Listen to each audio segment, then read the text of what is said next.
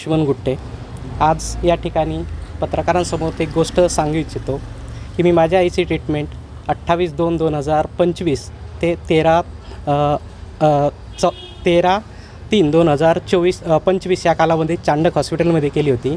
सदरील काळामध्ये माझ्या आईचं पहिलं ऑपरेशन फेल झालं, दुसरं ऑपरेशन केल्यानंतर आणखीन प्रॉब्लेम आले। त्याच्यानंतर त्या ठिकाणी एकाच याचे 2 बिल, त्याच्यानंतर ट्रीटमेंट वेगवेगळी, दिवस वेगवेगळे, अमाऊंट वेगवेगळ्या, ह्या सगळ्या गोष्टीचं खूप मोठी फ्रॉडिंग झालेली आहे। त्याच्यानंतर मेडिकलने जे बिलं दिलेले आहेत, एकाच व्यक्तीच्या नावावर 2 बिलं, माझ्या आईच्या नावावर पण आणि XYZ व्यक्तीच्या नावावर पण। तर माझी प्रशासनाला किंवा चांडक हॉस्पिटल किंवा चांडक मेडिकलला अशी विचारणा आहे की जर तुम्ही ही ट्रीटमेंट माझ्या आईवर केली की दुसऱ्यांवर केली किंवा आणखीन कोणावर केली याचा मला खुलासा करावा। त्याच्यानंतर याची मी रीतसर सर्व ऑफिसला CS पासून DI, CS, त्याच्यानंतर कलेक्टर ऑफिस, अधीक्षक, त्याच्यानंतर महानगरपालिका आयुक्त, मुख्यमंत्री, आरोग्यमंत्री, अन्न औषध प्रशासन मंत्री यांच्याकडे रीतसर कंप्लेंट दिलेल्या आहेत। पण सदरील काळामध्ये मागच्या 6 महिन्यापासून कुणीही कारवाई केलेली नाही। तरी मी आज DI ऑफिसला मागच्या 2 दिवसाखाली एक आमरण उपोषणचं लेटर दिलेलं आहे किंवा आपण जर यांच्यावर ताबडतोब कायदेशीर कारवाई नाही केली तर मी 26 जानेवारी 2026 या दिवशी मी माझ्या आईला घेऊन आमरण उपोषणाला बसणार आहे। कारण जो माझ्यावर अन्याय झालेला आहे या अन्यायाला कुठंतरी वाचा फोडणं तितकंच गरजेचं आहे। कारण एकाच व्यक्तीच्या नावावर एकाच बिलाचे, एकाच टायमिंगचे, एकाच ट्रीटमेंटचे, एकच टॅबलेट असे 2-2 बिलं कसे काय बनू शकतात हा प्रश्न आहे माझा।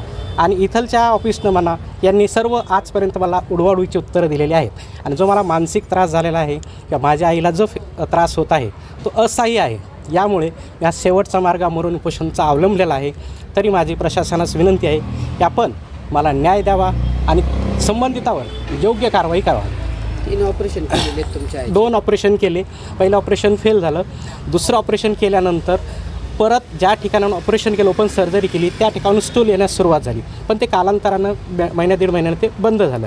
पण आजही माझ्या आईच्या पोटावर 2 स्टोम आहेत, 2 स्टोम आहेत। जर पहिलं ऑपरेशन फेल झालं, दुसरं केलं बरं, त्याच्यामध्ये आणखीन काही गोष्टी अशा आहेत जे बिलं मला दिलेले आहेत, हे बिलं सत्य आहेत की असत्य आहेत हे आजपर्यंत मला त्यांच्या ऑफिसला दिलेलं आहे, त्यांनी खुलासा केलेला नाही आहे। मी डॉक्टर मनीषा उगले, प्रमुख वैद्यकीय अधिकारी, जळगाव शहर महानगरपालिका।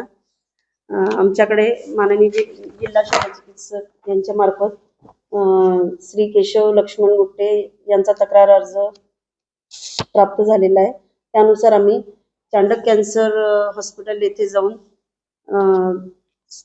त्यांची सगळी चौकशी केली, दस्तऐवज तपासले, ते ताब्यात घेतले आणि त्यांच्याकडनं नोटीस देऊन खुलासा सादर करण्यास पत्र दिलेलं आहे।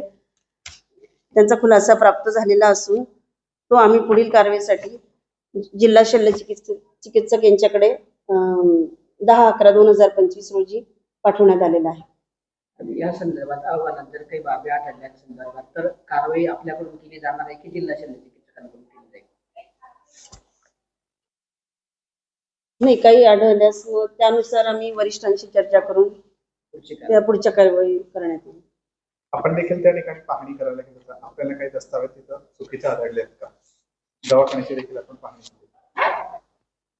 पाहणी केली असता दवाखान्याच्या संदर्भात, पेशंटच्या संदर्भात जे दस्तऐवज आहेत ते आम्ही ताब्यात घेतले। त्यासाठी आम्ही ते पुढे माननीय जिल्हा शल्य चिकित्सक यांच्याकडे पाठवण्यात आलेले।